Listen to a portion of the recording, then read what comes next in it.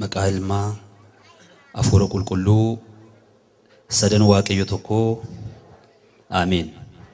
Maqaa abbaa ilmaa afuura qulqulluu sadan waaqayyo tokko amiin.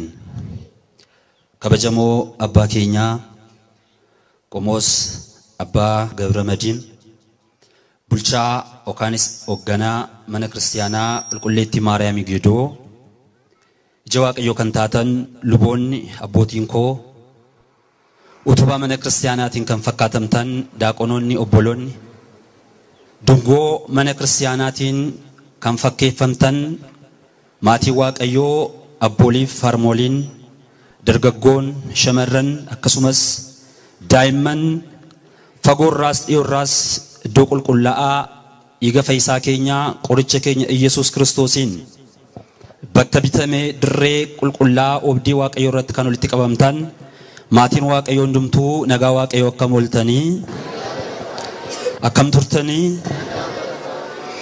amiin. Nagaa fi gaariin galata waaqayyoo hunduma keenyaa wajjin haa ta'u. Waaqayyoo abbaan keenyaa jaalala isaa ta'ee yeroo darbe hunduma isaa arjummaa isaatiin nu eegee jaalala isaatiinis nu bitee cubbuu keenyaa osoo nutti hin lakkaa'in dirree isaa qulqullaa'aa keessatti argamnee akka sagalateeffannu nu taasiseera. Abrahaamii wajjin eebbaan akkuma ture Yisaaqii wajjinis akkuma aarsame Yaaqoob duukaa akka ari'atame Musee wajjin galaana Eertiraan akkuma here Iyyaasuu wajjin saba Israa'eliin ceesisee bakka dhaalaa akkuma isaaniif hire Hooraan Qaraani'oo fayyisaa biyya lafaa Gooftaan keenya Iyesuus Kiristoos jaalala isaa ta'ee iccita macaafa qulqulluu akka nu ibsuuf gidduu keenyatti argamee akka nu barsiisuuf jaalala abbaa keenyaa nuuf haa ta'u. Akka jaalala waaqayyootti guyyaa irraatti kan waliin ilaallu kutaa macaafa qulqulluu keessaa nuuf kan ta'u jireenya kan nutti agarsiisu waaqayyo ofii isaa filatee kan ittiin dubbatu nuti immoo kan ittiin dhaggeeffannu mata duree yoo tureyyuu waaqayyoon kan dursuu hin jiru mata duree jedhuun dubbanna. Yoo tureyyuu waaqayyoon kan dursuu hin jiru. Macaafa Imbaaqoom raajicha boqonnaa 2 lakkoofsa 3 dubbii sagalee waaqayyoo kana nafaana jettu. Yoo tureyyuu waaqayyoon kan dursuu hin jiru. Waa'ee sagalee isaatiin maqaa waaqayyoo kan ulfaate haa ta'u. Sagalee kana irraatii waan guddaa baranna. Tarii turuu danda'a. Haa turu irraan kan hafe jireenya biyya lafaa keessatti mucaa namaatiif waaqayyoon kan dursee deebii kan laatu. Gaaffii mucaa namaatiif waaqayyoon dursee deebii kan laatu gonka akka hin jirre obsaan waaqayyoo eeggachuun akka namarra jiru mata dureen kun nu barsiisa. Kaayyoon lallaba kanaas kanadha. Ummata waaqayyoo addunyaa yeroo hundaa gaddaa fi cabiinsi keessatti baay'ate kana keessatti qabsoo jireenyaa keessaatii bilisa ba'anii rakkoon tokko osoo nama mudatiin gammadanii jiraachuun namatti tolee deddeebi'uun biyya lafaarratti baay'ee isaa hin mul'atu. Namoonni baay'een gaddaaf gammachuu argachuuf dhabiinsa kan keessatti keessumsiisan wanta taateef yeroo hundaa cabiinsa keessatti mul'ata. Yeroo hundaa gammaduudhaan yeroo hundaa itti toluudhaan mucaan namaa biyya lafa kana keessatti hin jiraatu. Fakkeenya yoo furanne namoonni tokko tokko hanqina maallaqaa irraan kan ka'e jireenya dhiphoo jiraachuu isaaniitiin yeroo hundaa keessi isaanii kan gaddu jira. inni kaan immoo gaayila hadhaatee isaan mudatee lubbuun isaa foon isaarraati hanga isheen adda baatutti gaddaa bara jireenya isaa guutuu boo'icha harawwa keessa kan deddeebi'uuf kan jiraatu jira. kaan immoo jiraachuuf kan isa dandeessisu mindaa gaarii osoo qabu, hojii gaarii osoo qabu, hoogganaa amala hin qabne, hoogganaa bulee ka'ee mataa isaarra dhaabbatu, bulee ka'ee hafuura yaaddoo isatti naqu isa quunname bara jireenya isaa guutuu aariidhaan gaddaan aarii harawaa keessa kan deddeebi'u jira. Laala egaani dumishaashatti gaafa laallu addunyaa kana irratti namni itti tolee gammachuudhaan bara isaa guutuu deddeebi'u jiru. Rakkoolee adda addaa namoota keessa jiru, mucaa namaa kan mudatan. Kanaaf sagalee Waaqayyoo maal jedhe? Bifa kamiin Waaqa baatu baay'inni isaa hammamis haa ta'u, rakkoo mucaa namaaf, dhiphina mucaa namaaf, gidiraa addunyaa kana keessatti mul'atanii fi Waaqayyoon dursee deebii kan laatu gonka hin jiruudha. Maqaa Waaqayyoo kan ulfaatee ta'u. Waaqayyoon kan dursu hin jiru yoo lafarra harkifame illee dhugumatti hin dhufaa eegi jedha. Mee dubbadhaa sagalee kana, dhugumatti hin dhufaa eegi. Laala dhugumatti hin dhufaa eegi. yoo tureeyyuu isa dursee siif deebii kan laatu hin jiru. yoo lafarra harkifame illee Waaqayyoon dursee dhufee kan deebii siif kennu hin jiru. tarii lafarra harkifamuu hin danda'u uummata Waaqayyoo. kanaaf addunyaa kana irratti qormaatni adda addaa mucaa namaarra gaafa ga'u obsaaf tasgabbinaan Waaqayyoon eeggachuun akka sarra jiru sagalee Waaqayyoo kun nu agarsiisa. keessumatti dubbii hafuuraatti namoonni gaafa jajjabaatanii deddeebi'anitti gidiraa baay'ee keessa deebi'ama. rakkoolee qormaata adda addaa keessa deddeebi'ama. kun immoo dirqama kiristaanaati. kiristaanni tokko eenyummaan isaa kan inni mul'atu gidiraa keessa darbuudhaan, cabiinsa adda addaa keessa darbuudhaanidha.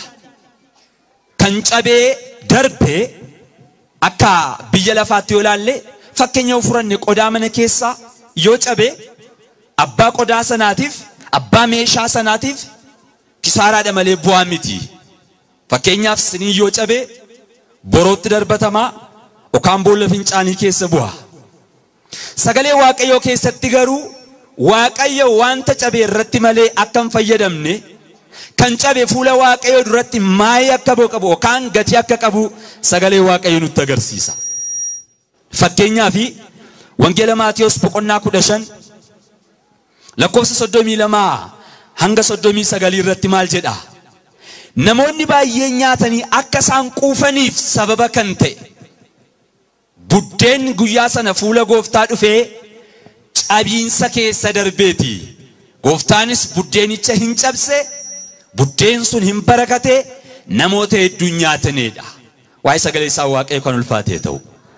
buddeen kun cabiinsa keessa darbuu isaatiif namoota baay'eef jireenya ta'e, beela namoota baay'eetiif furmaata ta'e, quufa ta'e. kanaaf cabiinsa keessa darbuun dirqamadha. wangeela Maarqos keessattis namichi miilli isaa naafatee akka hiriyaa isaatii fiigee kan hin galle, lafa yaadee kan ga'ee hin dhufne, akka inni fayyuuf dirqama kan ta'e gooftaa akka isaan hin arganeef golgaa ta'e gidduu isaaniitti rakkoo kan isaaniitti himaa ture mana cufaa tokko tureedha. namicha miilli isaa naafate kun fayyisuudhaaf dirqama bantiin manaa cabee saaqamuutu irra tureedha. jarreen namicha naafa kana fidanii fuula gooftaa dhufan bantii manaa cabsuu isaaniitiin, bantii manaa saaquu isaaniitiin namicha dhukkubsataa gara bantii manaa asii gadi fuula gooftaatti darbatan. gooftaanis harka isaatiin qaqqabee namicha naafa sana fayyiseedha. maqaa Waaqayyoo keenyaa kan ulfaatee ta'u. fayyuu namicha miila naafa kanaaf sababa kan ta'e cabiinsa bantii manaati. kana qofaa miti wangeela Luqaas boqonnaa 7 lakkoofsa 36 irratti urgooftuu yookaan shittoo gatiinsaa mi'aa ta'e fooliin nuuf keessaatti qabu urgaa'ee addunyaan marri akka itti gammaduuf dirqama bilqaaxxiin shittuu sanaa cabuuti sarra ture. Shittuu sana bilqaaxxii isaa cabsanii urgaa isaa miila gooftaaf qaama gooftaatti naqan naannoo sanaaf gooftaa bira kan turan hundumtuu urgaa foolii shittuu sanaatiin gammadanii jedha. Ilaala. Fooliin shittuu sanaa akka ba'uu fi dirqama bilqaaxxiin shittoo sanaa cabuutu sarra ture. Wangeela Yohaannis boqonnaa 11 lakkoofsa 1 irratti yoo ilaallu namoota gaddi mana isaanii keessatti gale sababa Al'aazaariin obboleessi isaanii jalaa du'een Maartaaf Maariyaam maatiin isaanii hundumtuu lapheen isaanii gaddaan cabee darbe. Gaddi laphee isaanii garuu fayyina obboleessa isaaniitiif sababa ta'e gooftaa Yesuus Kiristoosiin mana isaaniitti affeere. Lapheen isaanii cabee lapheen isaanii gaddaan guutamee bakka jirutti Kiristoos Yesuus boo'icha isaanii ilaalee gala jarreen kanaa dhufuudhaan mana isaanii keessa seenuudhaan nama du'ee halkan 4 boolla keessa ture du'a keessaa maqaa duwwaa waamuudhaan du'a keessaa yookaan awwaala keessaa kaaseedha. Waa'ee gochaa isaatii maqaa Waaqayyoo kan ulfaatu haa ta'u. Mata Waaqayyoo dubbii hafuuraa keessatti dirqama dubbii kiristaanaa keessatti dirqama cabiinsa keessa darbuun dirqama ta'a. Cabiinsi bifni isaa adda adda ta'uu danda'a. Namoonni baay'een dubbii Waaqayyoof amanamanii ittuu jiranii bara jireenya isaanii guutuu garuu gaddaan darbu. Bara jireenya isaanii garuu gadadoo keessa jiraatu. Dhabiisa keessa jiraatu. Dubbatanii dhugaa dhabu. Dhugaa baatanii jalaa dhokata. Kanaaf kan kana fakkaatu jireenya isaanii keessatti deddeebi'a. Sanas ta'e kanas garuu namoonni amantaadhaan jabaatanii fuula Waaqayyoo yeroo hundaa dhaabbatanii Waaqayyoo biraa deebii akka argatan dubbiin sagalee Waaqayyoo nutti dubbata. Yoo tureyyuu Waaqayyoon kan dursuu hin jiru. Dhugumatti hin dhufaa eegeedha. Mee seenaa wangeela keessaa yookaan macaafa qulqulluu keessaatii namoota obsaan Waaqayyoon eeggatanii dhugumatti Waaqayyoos dhufee gidduu isaaniitti argamuudhaan deebii namoota ni lalaateef namoota muraasa waliin ilaalla. Waaqayyoon hunduma keenyaa wajjin haa ta'u. Jalqaba irratti fakkii obsaa kan ta'e hangafa abbootaa yeroo hundaa maqaan isaa fakkiidhaan kan ka'u abbaa keenyaa Iyyoobin ilaalla. Macaafa Iyyoob boqonnaa 1 lakkoofsa 1 kaasee hanga boqonnaa 42tti seenaa jiru gabaabinaan ilaalla. Ummata Waaqayyoo Iyyoob yeroo hundaa fakkii biyya lafaa obsaaf fakkii kan ta'e amantaadhaan fakkeenya kan ta'e Waaqayyoon turanii eeggachuudhaaf fakkeenya kan ta'edha. Macaafa Iyyoob boqonnaa 1 lakkoofsa 1 irratti akkas jedha. Biyya Hotsaa jedhamtu keessatti nama Iyyoob jedhamu tokko tureedha. Nama maal jedhamu ture? Nama Iyyoob jedhamu ture jedhee jalqaba. Seenaa seenessa. Seenaan isaa baay'eedha. Jalqaba duwwaarra wanta jiru ilaalla. Nama Iyyoob jedhamu tokko ture. Innis hirrina kan hin qabne nama yaada qajeelaa nama Waaqayyoon sodaatu hamaarraas kan gore tureedha. Waa afur kaayera ummata Waaqayyoo. Maal jedhee tokkoffaarratti hirrina kan hin qabne nama foon uffatu ta'eetu jiru akkamittiin namni hirrina dhaba. Sagalee Waaqayyoo garuu Iyyoobiif ragaa ba'uudhaan jalqaba. Sagalee Waaqayyoo gaafuma jalqabu waa'ee Iyyoob eenyu akka ta'e maalummaa Iyyoobiin gaafa dubbatu nama hirrina hin qabne tureedha. Lammaffaa irratti nama yaada qajeelaa nama maali ture? Nama maali ture? Lammaffaa salaalaa nama yaada qajeelaa ture. Sadaffaa irratti nama Waaqayyoon sodaatu tureedha. nama waaqayyoon sodaatu.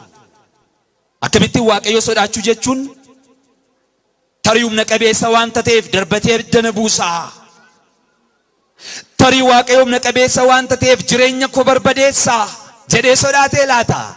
Sodaa jaalalaa waaqa isaa sababa ta'eef oolchee kan isa bushu isa waan ta'eef fayyaa isaa kan eegu maatii isaa kan diddiiru isa waan ta'eef bakka hunduma isaa jireenya isaa gidduu seenuudhaan haala kan mijeessuuf isa waan ta'eef sodaa jaalalarraan kaasanii sodaatan jechaadha. Kanaafiti nama waaqayyoon sodaatu hamaarraas kan gore tureedha. Maqaa waaqayyo kan ulfaatee ta'u. Maalirraan kan gore ture? Hamaarraas kan gore ture. Jarreen arfan kun jireenya keenya keessatti deddeebi'anii nu barsiisuun dirqama uummata waaqayyo. Kan sagalee kana dhaggeeffachaa jirru ragaa macaafni qulqulluu Iyyoobiif ba'eedha. Nama qajeelaa ture, hanqina kan hin qabne ture, waaqayyoon kan sodaatee deddeebi'u ture, hamaarraas kan gore ture. Mee yaadaa sammuu keessanitti namni akkasii raawwiinsaa maal ta'uu qaba?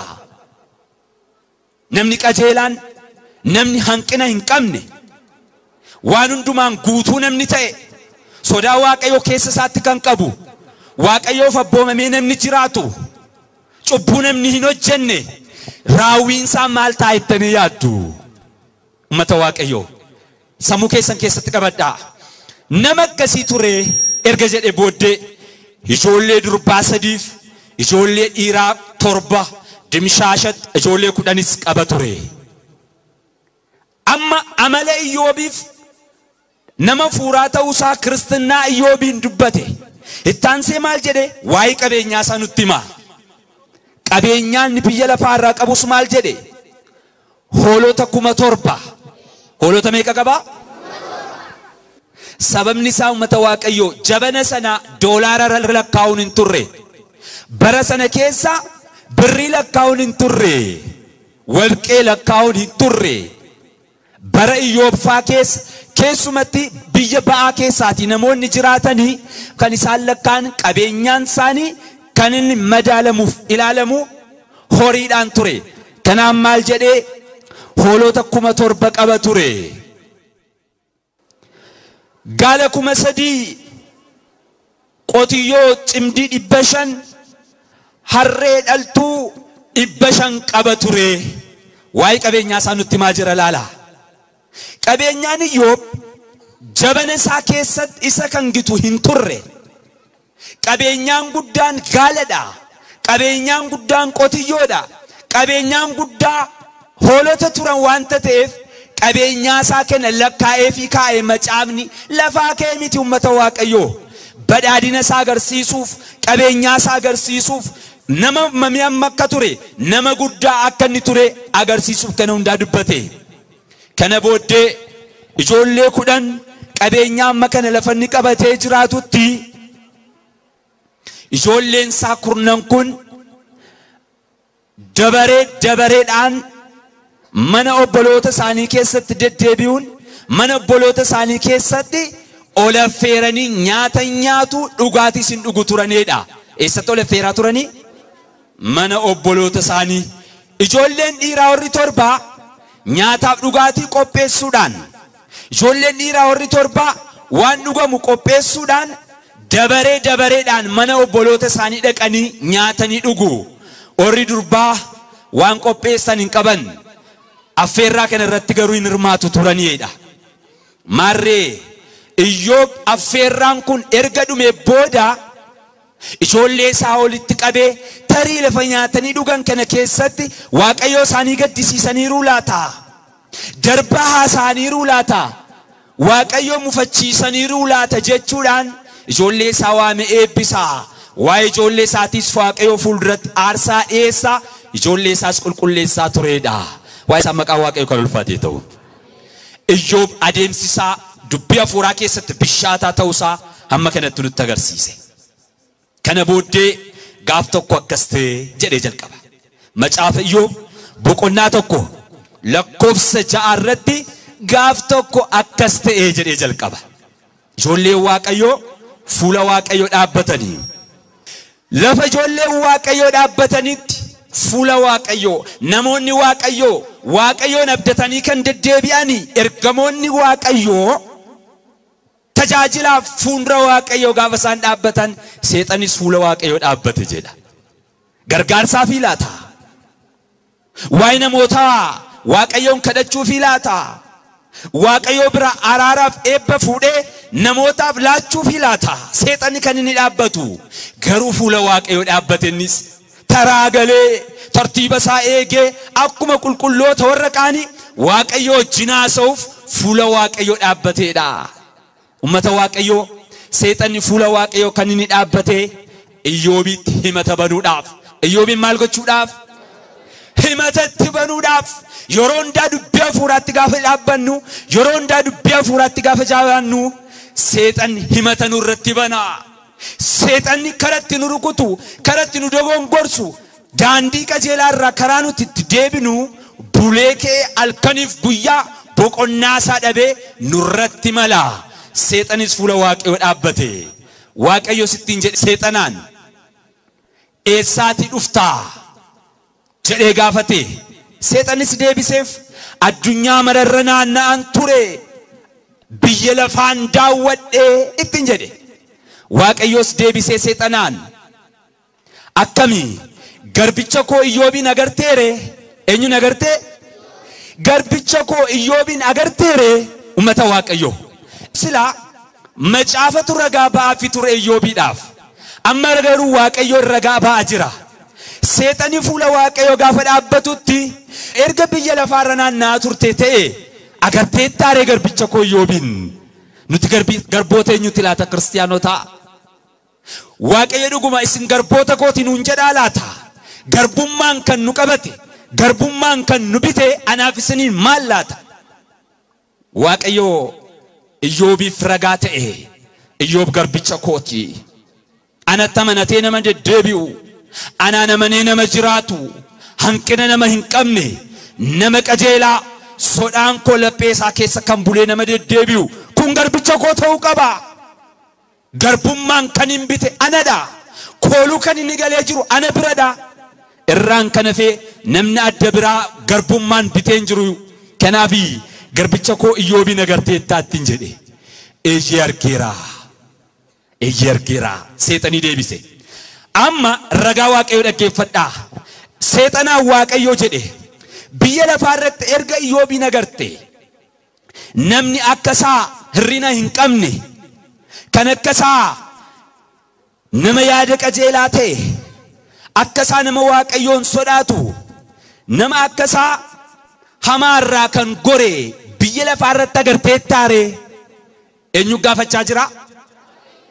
انيو غافچا جرا سيطانا واقيو سيطان غافتي نما قجيلا كيوبين صدا واقيو كيست كان قبو هنكنا نمن قمني غارومان نما ددبيو ارغ بيلفا كيس ددبيتي نما كيوبي نغرتي تاري اتنجدي سيطانيس واقيو دبيسي نغري مالا غدو يوب قبينيا سايبسته دلاتا تمرسته فيا سالاتي في اجولي سايبسته وانت ناركساتين قبي وندما ساويني بسته في مالف نبقجيلانتو مالف صداكيتين نددبيو مالف نمغارين توري اتوها ككي اولكاسته قبينيا يوبين اركان قبته وكان قبينيا يوبين اوسو بربديسته إفا بليسات عربا ساول كاسي سيرب ستنجد سيطان واقعيون واقعيو سيطان انجدي بندمي قبينيان سا هندمتو سرك جرا لبو ساتي غروم بوين مال ساتي بوين لبو ساتي بوين قبينيا سا غرو اكبر باد كودي وان برباد رترا ودو تنجدي سيطانس واقعيو برا اجاجا كان فرچودان نموت ددا بيا دداراتي ككاسي قبينيان نقبو بفا دداتين كرا الدداتين اكجلاتي بربداو اكجلاتي منچو تاسيسي مالتي قوتيون ايوب قبو ابشنيف harroonni isaa bakka tokko taanii osoo isaan dheedanii namoonni biyya Saabaa jedhaman dhufanii tiksoota billaadhaan qalanii barbadeessanii qabeenyaa Iyyoob harrootas qotiyyoolee hunduma isaanii hooffatanii jalaa furatanii deemanii namichi tokko fiigaa achi keessaa ba'ee dhufee Iyyoobin itti dubbate. Iyyoob saboonni biyya Saabaa qabeenyaa kee hooffatanii deemanii qotiyyoo kee harroota kee oofanii deemanii tiksisootas billaadhaan qalanii ana duwwaa tarkaa ba'ee kana sitti dubbachuu dhufee ittiin jedhe. Iyyoob kana ittiin dhaggeeffateen fixiin nama dabiraan ammas fiigaa dhufe. Iyyoob ittiin jedhe ibiddi Waaqayyoo biraati kunoo bantii Waaqaa keessaa gadi roobee hojjetoota kees qabeenyaa kees barbadeesse ana duwwaa tarkaa ba'ee kana sitti muudhaaf dhufeedhe. Iyyoob ammas gadda lammaffaa lafa ni dhagaa jiru gurra isaa keessattuu kun jiru haasoftuun adda biraa yookaan immoo odeeffannoon adda biraa ammas dhufeef. Maal jedheen adda biraan Iyyoob jarreen kalaadotaa fiigaa dhufanii tiksoota ajjeesanii gaalota oofanii fuudhanii deemani. Ilaalaa otoo nu taane amma akkam taana namni dhukkuba adda addaa qabu yeroo sanadha kan inni duummata Waaqayyoo.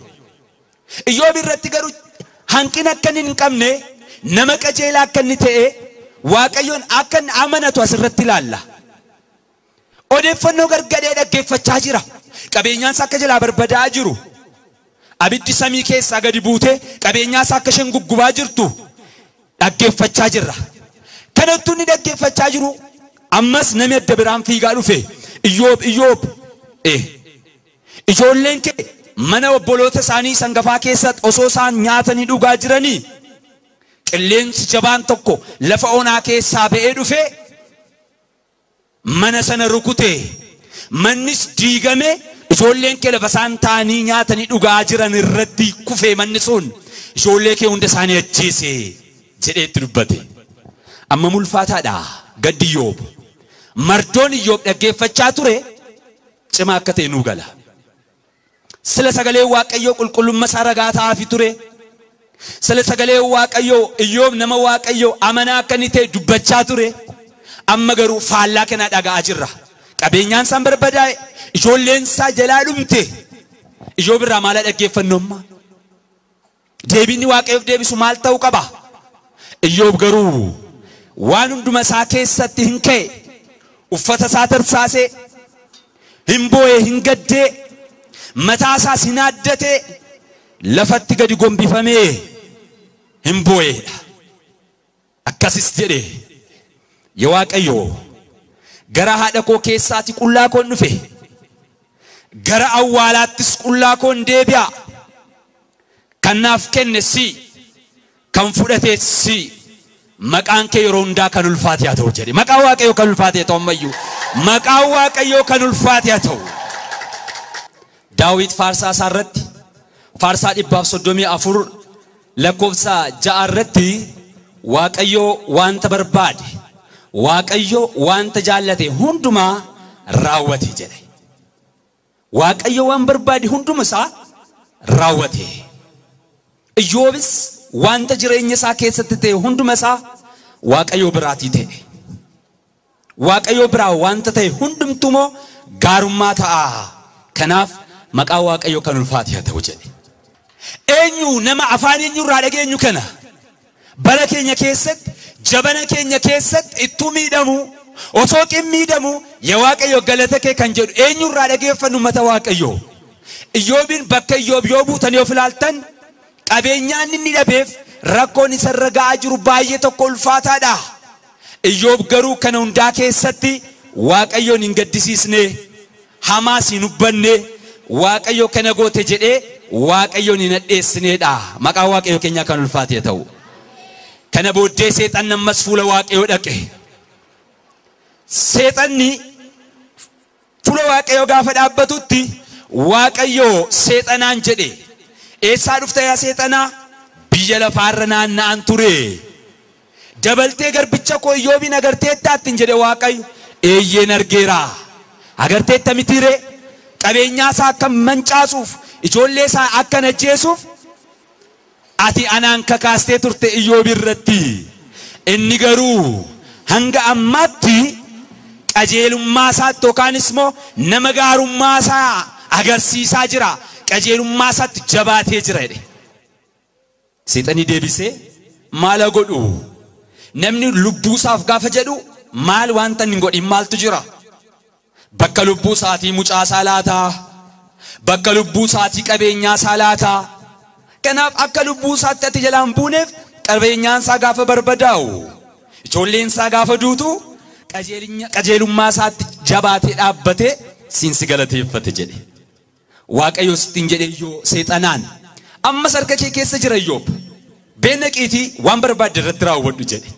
Seexanii gammadee fuula Waaqayyo ba'ee gara Iyyoobii deemuudhaan aarii irraa qaba wanta ta'eef faana miilla isaatii jalaa kaasee hanga gubbee mataa isaatiitti madaadhaan rukuteedha. Maaliin rukute? Madaadhaan rukute. Madaa hamaa, madaa cimaa, bitaa mirgatti akka inni hin galagalleef, dugdaan akka inni hin ciisneef, namni illee gargaaree akka hin galagalchineef qaamni isaa hundumtuu raamma'ee madaadhaan rukutamedha. Yeroo kanatti Iyyoob bitaan mirga isaa gaafa ilaalu namni tokko bira hin jiru. Qobaa isaa ture qiraacii fuudhee qiraaciidhaan qaama isaa yookaan madaa isaa hooqqachuutti ka'eedha. Qaama isaa sukkumutti ka'e madaa isa oosisu gaafa hooqamu kan dhiigu jireenya isaa kan fokkisiisu eenyummaa isaa kan nama irraanfachiisu madaa hamaatiin seexanni faana miilla isaatii kaasee hanga gubbee mataa isaatiitti madaadhaan rukute jedhe. Haati manaa isaa fiigaa dhufte Iyyoob ammayyuu qajeelummaa keetti jabaattee jirta ati akkam nama gawwaadha akkam nama raatuudha ittiin jette amma yoomitti dhaabbatta Waaqayyo kanas arrabsiiti duun keessa laasi nafuuttiin jette. Madaasaa baatee gaddaman romaansi isaatii ciniinnatee qabatee ati dubartoota orra kachachaloo keessaa dubartoota orra dhibaa'oo keessaa orra tuffatamoo keessaa ati ishee tokko fakkaata. Waan hunduma isaa bareechee haala hunduma isaa baay'isee Waaqayyo gaafa nuuf laate harka kee diriirsitee gammaddee simatte.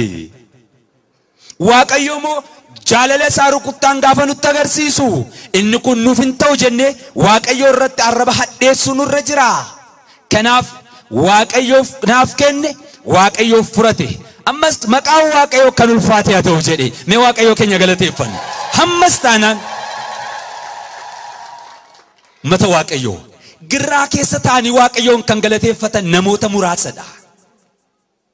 Bu'aa Waaqayyoon kan galateeffatan dhabaa Waaqayyoon kan galateeffatan dhukkubsachaa Waaqayyoon kan galateeffatan namoota muraasa jira biyya lafaa keenya kana keessatti. Iyyoob garuu murteesse dhugumatti yoo ture iyyuu hin dhufa fulmaata nan argadha Waaqayyoo koo bira kanaaf obseen eeggachuu qaba jedhe. Yoo ture iyyuu dhuguma dhufa Waaqayyoon dursee furmaata kan naaf laatu hin jiru jedhe. Qajeelummaa isaatti obsee dhaabbate hin murteesse Iyyoob. Murteessuun barbaachisaadha kiristaanotaa. Murteessuun barbaachisaadha.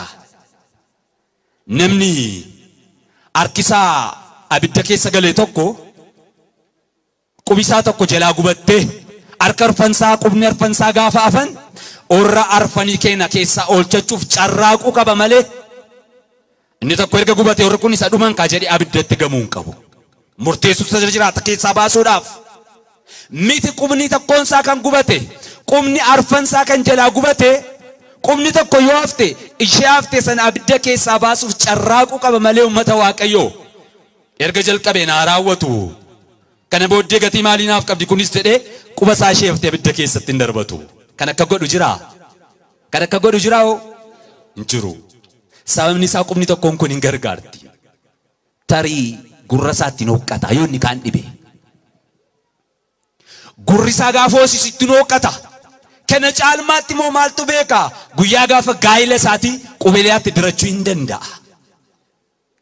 Dubbii hafuuraa keessattis gubadheera si'a tokko qubni koo arfan gubataniiru ijoollee koos dhabeera qabeenyaan koos barbadaa'eera seenaan koos xuraa'eera kana booddee an maaltu naaf ta'a of ajjeesu yookaanis immoo of barbadeessu akkuma jalqabeet anaanis nufurate hadeemu waaqayyo kan arrabseen du'a injenne Iyyoob laphee Iyyoobiif laate waaqayyo hunda keenyaaf nu arjoo waaqayyo Iyyoob wajjin akka haasa'een fagoorraati eriyaa sadii qaba ture eriyoonni isaa Iyyoobiin waa isaa dhagaanii jajjabeessuuf dhufanii namoota meeqa dhufe eriyoota Iyyoob eriyaa jedhamanii gaddasaa hirmaachuudhaaf duukaa boo'uudhaaf gorsuudhaaf jajjabeessuudhaaf namoonni sadii dhufanidha garuu ta'anii jajjabeessuu mannaa ta'anii madaasaatti cabeessu boo'icha isaatti ammeessu Iyyoob tarii waaqayyoon gaddisiisteetta taati mee qalbii jijjiirradhu Iyyoob osoon beekin hojii keetiin yookaan arraba keetiin waaqayyoon gaddisiisteetta ta'a mee qalbii kee jijjiirradhu jedhanii madaasaa jalaa xuxuqu turanii yoo tureyyuu waaqayyoon kan dursu hin turre jireenya Iyyoob keessatti gidiraasaa keessatti maatiisaa dhabee haati manaasaa gantee dhiistee deemtee qabeenyaasaa keessaa harka duwwaatti hafee maqaansaa xuraa'ee hiriyoonni isaa sagaddisiisanii gidiraa baay'ee keessa gaafa inni darbutti waaqayyo samiirra taa'ee ilaala eessa taa'ee ilaala waaqayyo jireenya Iyyoob keessatti ni ilaala boo'icha Iyyoob keessatti ilaalaa jira tarii ummata waaqayyo jaalala isaa waan gaarii yookaan olmaa gaarii nu horuu duwwaadhaan miti kan inni nu mul'isu waaqayyo ibidda keessatti jaalala isaa mul'isa waaqayyo balaa konkolaataa keessaa nu hambisuudhaan jaalala isaa nuuf mul'isa waaqayyo gadadoo keessatti nu darbatee achi keessatti jaalala isaa nuuf mul'isa waan gaarii qofa hin eeginaa gaafa nyaattanii quuftan uffattanii isinitti miidhagu hojii gaarii gaafa argattan mindaa baay'ee gaafa lakkooftan seenaa guddaa gaafa argattan taayitaa aboo guddaa gaafa argattan qofa waaqayyo na duukaa jira jaalala isaa naaf mul'isee hin jedhinaa gidiraa keessattis jaalala isaa mul'isa maal keessatti jaalala isaa mul'isa ijoollee sadanuu abidda keessatti duukaa darbatamuudhaan abidda keessatti jaalala isaa mul'iseera maqaan isaa kan ulfaatee ta'u abidda qofa keessatti mini gidiraa keessattis eenyummaa isaa agarsiisa Iyyoobiin jaalala isaa agarsiisaafi jira waaqayyo sila ragaa ba'eef Iyyoobiif waaqayyo sila waa Iyyoobiin seexana fuulduratti labse eenyummaa isaa kan dubbate waaqayyo amma Iyyoobiin qimmiidaa jira laata dhuguma jibbarraa godhateetii laata waaqayyo garuu qulqullina Iyyoob addunyaan mara furatee biyya lafaa amanee fakkeenyummaa Iyyoob irra dhaabbatee amantaa isaatti akka jabaatuuf waaqayyo jireenya Iyyoob keessa darbee anaaf isiniin nu barsiisuufidha yoo tureyyuu waaqayyoon kan dursu hin jiru yoo tureyyuu waaqayyo kan dursu hin jiru waaqayyoos gidiraa baay'ee booddee rukuttaa baay'ee booddee gadda baay'ee booddee Iyyoobiin asoosise Iyyoob gidiraa keessa taa'ee galateeffate isiniin jedheera arraba isaatiin waaqayyoon hin hadheessine jedha waaqayyoon ittiin jedhe kan naaf laates kan furates si'i maqaan kee ulfaatu kan naaf laate kan harkaa furates si'i waan garaa kee raawwadhu jedhe Iyyoob abboota isaa darbanii Iyyoob kanaan dura gurra isaatiin waa'ee waaqayyo gaarummaa isaa dhaga'aa ture jaalala waaqayyo dhaga'aa ture waaqayyo dhukkubsataa miti waaqayyo isa abdii kutee miti du'aa boolla keessa akka inni kaasu lubbuu akka inni itti dhaabu nama gidduu akka inni deddeebi'u akka waaqayyo hojii akkasii hojjechuu danda'u Iyyoob gurra isaatiin dhaga'aa ture maarree maal jedhe macaafa Iyyoob boqonnaa 42 lakkoofsa 1 irratti Iyyoob gaafa dubbatu akkas jedha ani kanaan dura waa'ee kee gurra kootiin hin dhaga'aa ture arra garuu iji koo si agartee laala kanaan dura maaliin hin dhaga'aa ture gurra koon waa'ee kee dhaga'aan ture arra garuu iji koo si agartee gaarummaa kana irratti mul'isaa jirta gaafa nuuf ilaalu eenyu qoricha osoo hin dibiin eenyu madaa koo osoo irraa hin xaragi hin haxaa'in madaan irraati harca'ee Iyyoob qaama isaa ijoollummaa isaa argachaa dhufe maqaa waaqayyo kan ulfaatee ta'u qulqullina isaatti deebi'aa jira galata Iyyoob keessaan waaqayyo daawwaa fidee dhufe obsa Iyyoob keessaan waaqayyo qoricha fidee dhufe Iyyoob waan nangalaa gaafa dibatu nagarre faashaan dhannasaatti gaafa marsamu in mul'anne garuu madaan Iyyoob irraa harca'aa qaamni Iyyoob inni durii deebi'aa kan gaggalgaluu hin dandeenye bitaa mirgatti mirgaa bitatti duddaan garaan ciisutti ka'e bakka dhukkuba isaa keessaa ol ka'ee dhaabbate Iyyoob ammas hanqina isaa keessatti okaan dhabeenya isaa keessatti Waaqayyo isaa kan galateeffachaa ture ammas Waaqayyo seenaa isaa gaafa haaromsu Waaqayyo isaan gaggalateeffate gooftaa isaa hin galateeffate Waaqayyos Iyyoobin kan gaddisiisaa turan hiriyoota isaatiin ittiin jedhe isin garbicha koo Iyyoobin baay'ee gaddisiistani waan baay'ee irratti haasoftan waa isaa baay'ee labsitan hinamattan laphee isaa madeessitani Iyyoobis anis isinitti gaddeera an akkan dhiifama isiniif taasisuuf gara Iyyoob dhaqaa harka fuudhaa hoolota 7 saawwa 7 fuudhaa dhaqaa Iyyoob biratti aarsaa isiniif dhiyeessu Iyyoob waa'ee keessanis akadatu anaan anis kadhata Iyyoobin dhaga'een cubbuu keessan isiniif dhiisaa maal keessan isiniif dhiisaa kadhata eenyu dhaga'ee maqaa Waaqayyo kan ulfaatee ta'u an kadhata Iyyoobin dhaggeeffadheen cubbuu keessan isiniif dhiisa baay'ee yakkitaniittu kanaaf harka fuudhaa dhaqaa Iyyoobin dhiifama gaafadhaa fuudhanii Iyyoob bira dhaqan Iyyoobis waa'ee isaanii hin kadhate Waaqayyo jarreen sanaafis dhiifama isaaniif taasiseedha yoo tureyyuu Waaqayyoon kan dursu hin jiru Waaqayyo yeroo makanatti maal godhe qabeenyaa Iyyoobii fayyaa Iyyoobii dachaa godhe deebise Iyyoob kanaan dura ijoollee 10 qaba ture ijoollee 10 deebisee fi seenaa isaanii garuu dachaa godhe labseef biyya ba'a biiftuu keessatti akka ijoollee Iyyoobin kan miidhagan ijoollee Iyyoobin kan gitan hin turre Iyyoobis dhala argee hanga dhala afaffaatti argee gaddisaaf gidirasaa booddee waggaa 140 jiraate addunyaa kana irratti darbeedha maqaa Waaqayyo keenya kan ulfaatee ta'u seenaa Iyyoobin kana fakkaata ummata Waaqayyo jireenya keenyatti gaafa finnu Waaqayyoon dursee Iyyoobiidhaaf qabeenyaa kan ta'e hin turre hiriyoonni isaa hidhii isaanii xuxan irraan kan hafe horii walitti buusanii mana yaalaa hin geessine horii walitti buusanii qabeenyaa isa duraanii deebisuu mitiiti muraasa isaallee akka inni il furatee argatee qabeenyaa qaba jedhee ittiin jajjabaatuuf waan xiqqoo ishee yaanneefi Waaqayyoon dursee Iyyoobiif qabeenyaa kan ta'e hin turre Waaqayyoon dursee Iyyoobiidhaaf fayyaa kan ta'e hin turre Waaqayyoon dursee Iyyoobiidhaaf zayita kan ta'e hin turre gadda Iyyoob keessatti Waaqayyoon dursee Iyyoobin kan jajjabeesse hin jiru yoo tureyyuu Waaqayyoon kan dursu hin jiru jireenya keenya keessattis kan mul'atu kanadha tarii qabeenyaa hedduu qabaatanii turanii harka isaanii duwwaafanii leexaa isaanii mana kan ta'an namoota baay'ee jiru nuti qubatti qabna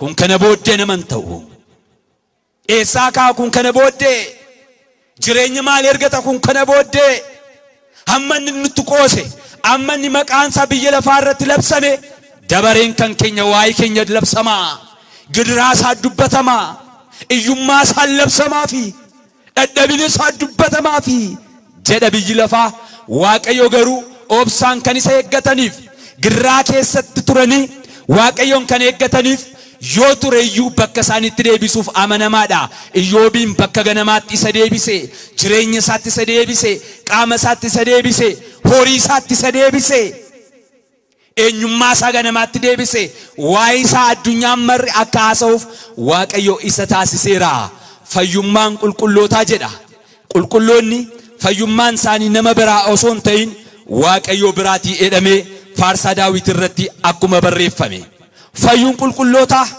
daawwaan qulqullootaa namoota biraa miti Waaqayyo biraati jedha Daawit eenyu biraati fayyuun qulqullootaa qorichi qulqullootaa eenyu biraati Waaqayyo biraa eeggachuu qaba kanaaf yoo tureyyuu Waaqayyoon kan dursu hin jiru lammaffaa irratti seenaa nama baay'ee jireenyi isaa fakkiinuuf ta'u tokko agarra namni kunis Yoosefidha Yoosef ijoollee Yaaqoob keessaa isa 11ffaadha. Abbaan isaa bara dulluma isaa keessa kan argate baay'ee kan jaallatu ture. Yoosefis abbaa isaatiif in ajajama. Umuriin isaa gaafa waggaa 17 ta'u tiksee obboloota isaa duukaa ba'ee tiksee yookaan immoo hoolota tiksaa ture.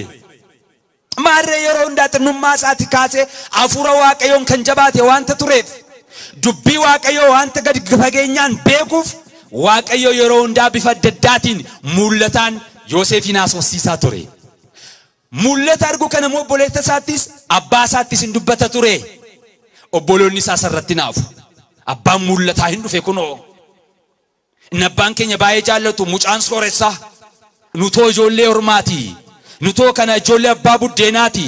Siif abbaa keetti jechaatti qoosaa. Yoosef irratti waa isaa baay'ee dubbatu turan. Yoosef garuu abbaa isaaf ajajamee mana keessattis alattis ergamaa ture.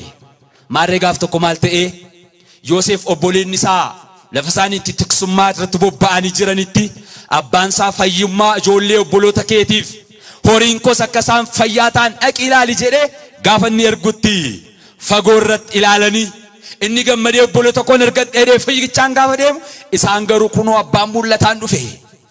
Yeroo hundaa nu bobeessa keessa keenya nurraati adda inni jireenyi isaa kanaaf kottaa hin ajjeesna jedhanii obbolaa isaanii irratti mari'atanii. Obbolaan bara obboleessa isaa irratti ka'ee jirudha. Bara keenya keessattis kenna mul'ata kiristaanotaa namoonni baay'een obboloonni isaanii osoo isaan beela'anii quufanii kan ofirratti balaqamantu jiru. Obboleessa keenya illee ajjeessu. Waan fedhe yoo ta'e obboleessa kaasnee boolla keessatti illee darbanna. Yookaan ofirraa fageessina malee hin ajjeesnu jedhee. Dhugumayyuu hangafa waanta ta'eef gaddee obboleessa isaanii fuudhanii qarshiitti jijjiiranii biyya ormaatti gurguratanii. Eenyuun gurguratanii? Yoosef maal isaanii ture? Obboleessa isaanii. Obboleessa ofii horiitti jijjiiruu. Obboleessa ofii qarshiitti jijjiiruu. Addunyaa mara irratti kan ilaallu kanadha. Horii ergannaan obboleessa isaa ajjeesuuf kan qophaa'e baay'ee jira. Taayitaa argachuuf obboleessa isaa irratti kan kaka'e hedduu jira. Jireenya maatii isa namaa balleessuuf funyoo buddeen obboleessa isaatii kutuuf kan qophaa'ee jiru addunyaa kana mara irratti kan ilaallu jireenya akkasiiti. Obboleessa isaanii gurguratan. Yoosefis gurguramee biyya ormaa deeme. Biyya ormaa gaafa deemutti Yoosefin kan bitu horii kaffalee kan fudhate geggeessaa waardiyyaa mana Fara'oon keessa kan hojjechaa ture Phiixfaaraa kan jedhamu ture. Himbite mana isaa keessa kan tajaajilu Yoosefin taasise. Yoosef amanamummaadhaan mana gooftaa isaatii yookaan mana Phiixfaaraa keessa hojjeta. Akkamittiin hojjechaa ture? Amanamummaadhaan. Akkamittiin deddeebi'aa ture? Amanamummaadhaan. Yoosef gaafa mana Phiixfaaraa keessa galu kaasee Waaqayyo mana Phiixfaaraa eebbise. Waaqayyo Yoosefin duukaa tureedha. Waaqayyo wajjin ture.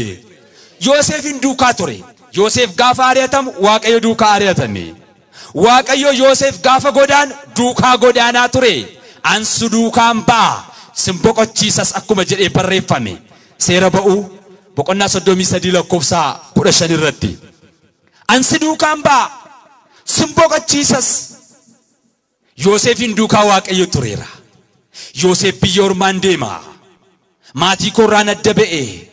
Obboloota koon na gurgure jedhee lafa ni gaddutti sagalee Waaqayyo nutti himu kan nutti agarsiisu. Waaqayyo isa duukaa beera waan ta'eef gammachuudhaan ba'e deeme. Maarree manni mootii isaatii sababa Yoosefin hin eebbifame.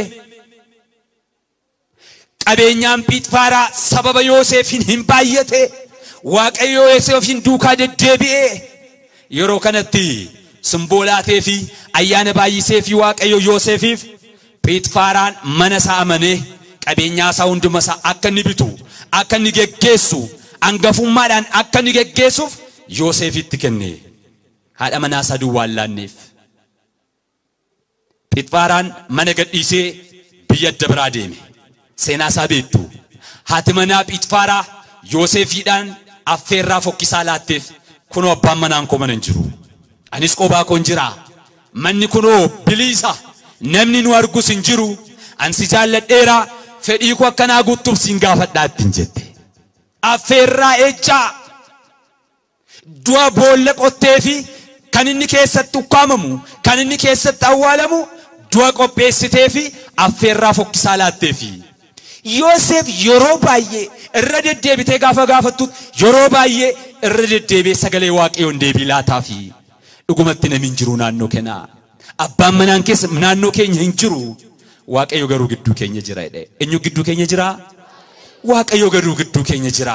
Dhugumatti namni nuun argu Waaqayyo garuu nu erga. An fuula Waaqayyootti cubbuu hin hojjedhu. Abbaa manaa kee anaan na amanee deemes ani isa hin ganu gonka kana hin raawwadhu jedhe. Yeroo baay'ee rakkiste Yoosef keessa isaatti abboomamee qajeelummaan qulqullummaan sagalee Waaqayyoo keessumsiiseesa laphee isaa keessatti maal kan jedhu cubbuun ija jabinaa akka anaan nan binneef ana garbicha kee na eegedha Daawit faarsaa 19 lakkoofsa 13 irratti ana garbicha kee cubbuun ija jabinaa akka nan binneef na eegi ani yoon xuraa'e ittun beeku cubbuu kana yoon hojjedhe saamunaa kamiinuu yoon miicadhe andoodeedhaan yoon of sukkuume xuriin sanarraan ba'u ana garbicha kee cubbuun ija jabinaa akka nan binneef na eegi jedhe. Ermiyaas raajisaa boqonnaa 2 lakkoofsa 22 irratti saamunaa hedduu yoo bittan baalan doodee daaraadhaan yoo miiccattan xurooftaniitu gonkan qulqullooftan jedha. Namoonni baay'een xuraa'uuf akka dhiqatan beektu. Cubbuu hojjechuuf akka isaan miiccatan beektu. Caatii qaamuuf qaama isaanii kan dhiqatan jiru. Saggaagaluuf qaama isaanii kan miiccatan jiru. Xuraa'uudhaaf kan of qopheessan kan miiccatan jiru. Garuu ummata Waaqayyoo jireenyaaf dhiqadhaa, jireenyaaf miiccadhaa. Namni cubbuu hojjete fuula Waaqayyootti yakka kan hojjete akkam yoo of miicceeyyuu jedhe gonka isin fuundura kootti hin qulqullooftanii osoo beektanii hojjettan osoon isinitti labsu osoon isin gorsuu deebi'uu diddanii akka fedhe yoo miiccattan hin qulqullooftan jedha. Yoosef kana beeka ture. Ani garbicha kee amanamummaan biyya kootii ba'eera. Mana kenas amanee kan natti laate gooftaan koo na amaneeti. Ammoo waadaa kanan cabsu ana garbicha kee eegedhe. Yeroo baay'ee gaafa isheen rakkistu yeroo baay'ee dide. Yeroo baay'ee gaafa isheen irratti kakaatu yeroo baay'ee dide. Dhumarratti humnaan gaafa isheen qabattu harka micci irratti fiigee gaafa narkaa ba'u jedhu uffata isaa irraa tarsaaste mana keessatti hambistee gurra ishee qabattee iyyite. Yeroo kanatti naannoo kan turan ollaa kan turan eegdonni tiksoonni mana Pheexfaaraa fiigichaan mana isaa keessa gaafa galan maal taate gaafa jedhan ilaalaa abbaan manaa koo nurratti mootii godhee kan inni kaa'ee deeme namicha kana ilaalaa ka humnaan na gudeeduuf gaafa inni ka'u cubbuun irratti raawwachuuf gaafa inni ka'u gurra koo qabee gaafa iyyuu iyya koo dhaggeeffatee na dhiisee deeme kun uffata isaan irratti ilaalaa ka ittiin jette. Yoosef balleessaan qabu ture. Yeroo sanaa kaasanii Yoosefin mana hidhaatti dhaqanii darbataniidha. Eessatti darbatanii? Yoosef dhuguma balleessee laata? Yoosef dhuguma cubbuu hojjetee laata? Affeerraa kana dhuguma keessumsiiseeraa laata? Ummata Waaqayyoo. Arras mana hidhaa keessatti kan darbatamanii jiran baay'een lammiin keenya cubbuu isaanii alattiidha. Yakka isaanii alattiidha. Tarii haasaa dadhaban ta'a. Dhugaa jalaa dhokote ta'a. Fira dhaban ta'a. Nama dubbatuuf dhaban ta'a irraan kan hafe hundumtu mana dabaa keessa kan jiru yakkee miti. Sobaan dhugaa irratti ba'anii arraba caalanii abshaalomanii namoota baay'ee mana hidhaa keessatti gataniiru. Kana duwwaa miti. Yoosef gaafa hidhame hidhamtoonni garboonni maatii mootii bakka isaan hidhamanittidha. Hojjettoonni mana mootii keessa lafa isaan itti hidhamaniif namni uummanni adda biraa lafa inni itti hidhamu adda adda ture. Yoosefinis hojjettoota mana mootii keessa lafa isaan itti hidhaman keessatti hidhaneedha. Adeemsa akkasii biyya keenya keessatti barame gaariidha. Namichi sangaatee, namichi makiinaa hatee, ijoolleen karameellaa saantima tokko hattee mana hidhaa tokko keessatti hidhamu. Mana dabaa jedhamee galamu. Mana dabaattuun ta'in mana shaakalaati manni sun.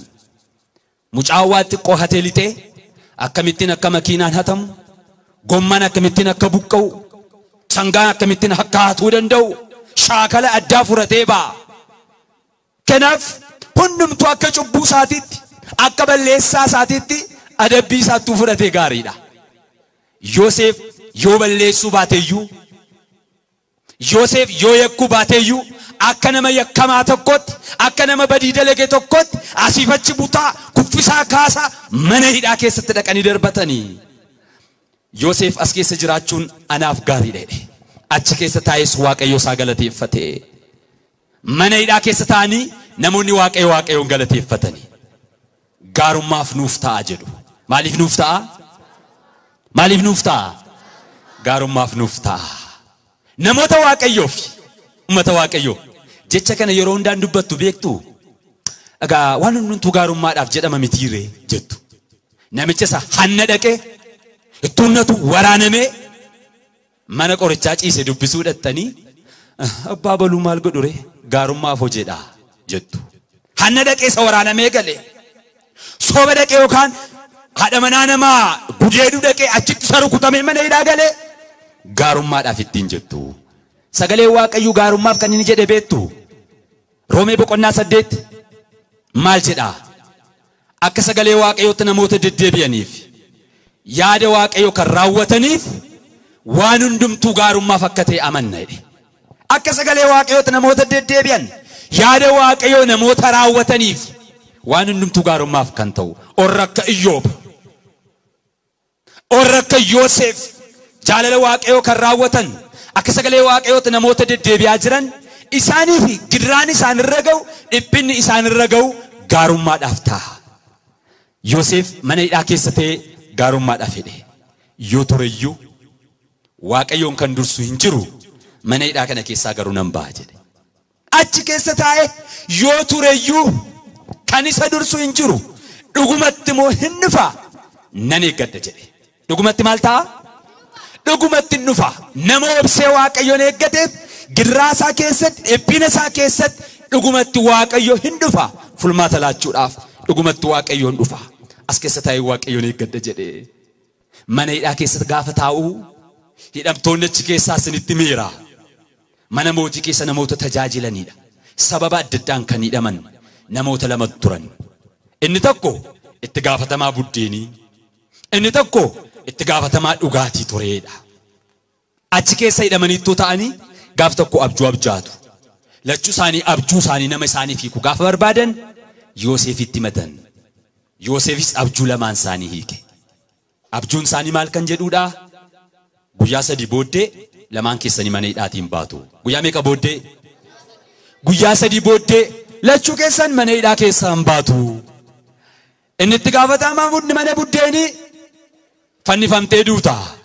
Inni gaafatamaa dhugaatii hojii keetti deebita. Garuu hojii keetti gaafa deebitu akkuma Waaqayyo gaarummaa siif raawwate anaafis gaarummaa naa raawwadhu. Waa'ee koo mootiitti miti maalu as keessaa na baasii. Eenyutti miti? Eenyutti miti? Ilaala. Dadhabinaaf hanqina Yoosefiin asitti ilaalla. Maalo waa'ee koo mootiitti miti na yaadadhu as keessaa akka inni na baasuuf jedhe. Kiristinnaa keessatti dadhabina akkasii agarra. Afuuraan jalqabnee fooniin raawwanna. Amantaan jalqabnee shakkiidhaan raawwanna.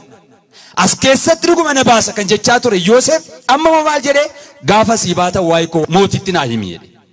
Namichi mana jedhaman lachuu mana hidhaa ba'an tokko fannifamee du'e tokko hojii isaatti deebi'e. Yoosefii keera moo hin hiikne? Yoosefii keera moo hin hiikne abjuu kana? Afuura eenyuutiin guutamee? Afuura Waaqayyoon guutamee. Namichi na yaadadhu jedhame garuu erga mana hidhaatii ba'ee booddee waa'ee Yoosefii hin yaadanne. Yoosef eessa jira? Yoosef kaleessa maal naan jedhee waan tokko waan dubbate hin qabu. Waggaa lama guutuu iraanfatamee Yoosef mana hidhaa sana keessa bubbulee. Yoo tureyyuu eenyuun kan dursu hin jiru? Waaqayyoon kan dursu hin jiru wanta ta'eef gonka akkam lafarra yoo harkifameeyyuu Waaqayyoon kan dursu hin jiru wanta ta'eef Yoosef hiriyaasaatti himatee waa'ee koo mootiitti miti as keessa na baasisi yoo jedheeyyuu namichi Yoosefin yoo dagateeyyuu waaqayyoon dursee dhufe Yoosefin mana hidhaa keessaa kan baasu hin jiru waan ta'eef waggaa lama booddee mootichi mataansaa abjuu abjaate. Abjuu isaa kana nama hiikuuf dhabe. Bitaan mirga dubbatee ilaalee namoota hedduu waamsisee hin dubbatee hiikaa abjuu isaatii dhabe. Yeroo kanatti namichichi yaa mootii waggaa kuma mo'i mana hidhaa kana keessaa namni abjuu hiikuu danda'u nuufis abjoonne abjuu keenya hiikee hiikaan abjuu isaatii moo sirrii kan ta'e hidhamaan tokko jira tarii abjuu kee kanaaf deebii laata isa waamsisi jedha. Guyyaan nyuuf ga'uuf jedhama guyyaan nyuuf ga'uuf jedha guyyaa waaqayyoo gaafa ga'u namichi kun waa'ee Yoosefii dubbateera waan ta'eef mootiin waa'ee Yoosefii dhaga'e kun Yoosefin mana hidhaa keessaatti iyyafatee waamsisee abjuu isaatti dubbate. Yoosefis abjuu namichichaa sirriitti hiikee abjuun hiikames hojiirra oole. Yoosefin mana hidhaa keessaatti baasee Yoosef funyoo morma isaatti kan ture warqee habli isa jedhamu morma isaatti harka isaatti funyoon sibiilaa kan ture quba isaa harka isaatti biraasleetii yookaan qubeelaa warqee harka isaatti kaa'anii mana hidhaa keessaa tokkichaan baasanii Yoosefin teessuma warqee irra teessiseedha. Yoo ture waaqayyoon kan dursu hin jiru. Mata waaqayyoo akka fedhe lafarra yoo harkifame mana hidhaa keessaa ba'ee teessuma gaarii argachuuf qulqullumni isaa addunyaatti akka labsamuuf eenyummaan isaa akka dhugaa ba'uuf Yoosefiidhaaf waaqayyoon dursee dhufe deebii kan laate jira. Ummata waaqayyoo Yoosefiif waaqayyoon dursee dhufe kan deebii laate jira hin jiru. Kanaaf iyyuu tarii lafarra harkifamuu danda'a. Tarii bubbuluu danda'a. Gadadoo keessatti rakkina keessatti qormaata keessatti waaqayyo callisuu danda'a. Yoo ta'eyyuu waaqayyoon dursee rakkoo keenyaa dhufee deebii kan nuuf laatu namni tokkollee hin jiru. Maal barbaachisa garuu dhugumatti hin dhufaa obsi eeggadhu jedha. Dhugumatti hin dhufaa obsi eeggadhu. Nuti obsa barbaachisa. Amantaa keenyatti jabaachuuf nu barbaachisa. Dubbi sagalee waaqayyoo keessatti nama kaleessaa jireenya kaleessaa ofirraa baasnee nama haaraa uffachuun nurra jiraata. Jireenya haaraa argachuun nurra jiraata. Jijjiirama agarsiisuuf nu barbaachisa. Lafuma kaleessaa yoo jirrate iddoo kaleessaa dhaabbanne yoo ta'e waggaa kumaatamallee yoo waaqayyoon eegne deebii argachuu hin dandeenyu. Garuu amantaan jijjiiramu nama haaraa uffachuu jireenya haaraa deddeebi'uu barbaachisa. Iddoo kaleessaa teessu taatanii adabbii keessa dabartanii qormaata keessa dabartanii namuma kaleessaati isin yoo taatan deebiin dhufuu dhiisuu danda'a. Dargaggeessa amala gadhee qabu tokko ture. Harkisaa kan deemu jechuun maal jechaadha? Maal jechuudha? Hattuu yeroo hundaa hata. Yeroo hundaa mana hidhaa deema. Yeroo hundaa hatan gadhiisama mana hidhaa deema. Gaaf tokko hatee ammas qabamee mana hidhaa deeme. Poolisiin mana hidhaa sana eegu ilaalee aaree gubatee namicha sanana ati mana kana hin dhufin jennaan isin diddee inni istuutu hojii kee kana gubateetiin yeroo baay'ee hidhee gadhiiseera. Ati lammaffaa isin hin beekne isin akkasin agarreen isin hin jenne gaafatti hin jedhu maaliin godhereen an dhufuun barbaade poolisotas hin jedhina qabeena fida jedhe. Callisanii fidaanii jiru namicha kana. Amma dhufuun barbaadu ammayyuu taanaan isaan garuu yeroo hundaa qabanii na fidu. Isa dhumaa kana booddee hattee argamteennaan sin balleessan sin ajjeesatti hin jedhe. Lammaffaa ijikoo akkasin agarree hojii kana irratti bobbaateennaan akka duutu barii an kana booddee siif obsan qabu jedhee gadhiisise. Gaafa inni gadhiisisu maal jedhe isinitti fakkaate? Gadi ba'ee boorsaa isaa keessa ilaalee horii dhabee aasaa si'anaa qooqa si'anaatiin bakka har'aan hojjenne wanta ta'e bor yoo gaafa hojjedhu siin bocca qaxannoo isheettiin jedhee dama. Bor maal hojjechuuf jedha? Hatuudhaaf jedha. Har'aan jiru bakka bor yoo hojjedhe horii xinnoo isheen siin laadhattiin jedhee. Bor yoo maal hojjechuuf jedha jechuudha namichi kuni hatuudhaaf jedha jechaadha. Jijjiirama kan hin agarsiisne adabamee qimmiidamee hidhamee garafamee gidiraa keessa darbee achuma yeroo hundaa jireenya akkasii namoonni baatan jiru. Waaqayyo nuuf kan inni barbaadu jireenya keenya keessatti jireenya jijjiiramaa nama haaraa akka taanuuf nama waaqayyo akka taanuuf jijjiirama yerootti jireenya keenya keessatti akka agarsiisnuuf waaqayyo kana nurraatii barbaada. Nama jijjiiramee jiraatu waaqayyo nu haa taasisu. Mata waaqayyo. Egaani dimshaashatti gaafa ilaallu jireenya keenya keessatti waan hedduun kadhannee lafarra kan harkifaman jiru. Barbaannee kan nuti hin arganne, kadhannee deebii kan nuti hin arganne, yaannee bira ga'uu kan dadhabne, abdii kunnee kan teenyu jireenya keenya keessatti obsaaf amantaan yoo Waaqayyoon eegganne dhugumatti Waaqayyoon dursee dubee dhufeenuuf kan deebiinuuf ta'u hin jiru. Mana kiristaanaa keenyaas kan isheen nu barsiistu kanadha. Yoo tureeyyuu Waaqayyoon kan dursu hin jiru, garuu obsiti eegi dhugumatti dhufaa. Bakka jijjiirrachuun arra kiristaana ta'anii bol adda biraa ta'uun fulmaata hin ta'u. Obsaaf amantaadhaan dhaabbatanii Waaqayyoon eeggachuun garuu Waaqayyo biraatti deebifidha. Tarii turuu danda'a. Naalbaata turuu hin danda'a. Kiristaanonni immoo girraa keessa akka Iyyoobiin, mana hidhaa keessa akka Yoosefiin turanii bulanii obsaan Waaqayyo amanamaa amanatanii akka isaan turan sagalee Waaqayyo nu barsiisa. Kanaaf uummata Waaqayyo yoo tureeyyuu Waaqayyoon dursee dhufee deebii kan nuuf laatu hin ta'eef obsaaf amantaadhaan dhaabbannee jabaannee mana Waaqayyo keessatti deddeebinee cubburraan kan hafe gaaffii keessa keenya jiru hunduma isaa Waaqayyo akka deebiitti nuuf laatuuf jaalala Waaqayyo keenyaa nuuf haa ta'u. Waaqayyo sagalee san nu barsiise kanaan nu haa eebbisu. Firii 30 dhibba buufannee mootummaa isaa kan itti dhaallu Waaqayyo nuuf haa taasisu. Wasbaat ለእግዚአብሔር.